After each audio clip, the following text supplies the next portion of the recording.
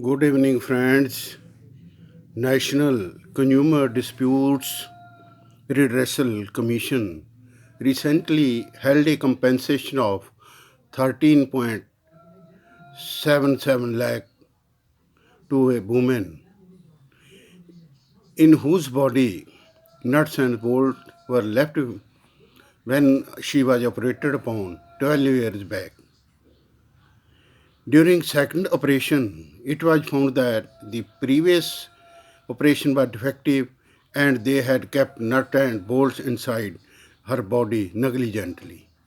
So, keeping in view the pain suffered by the lady, the commission held this compensation to be proper. That's all.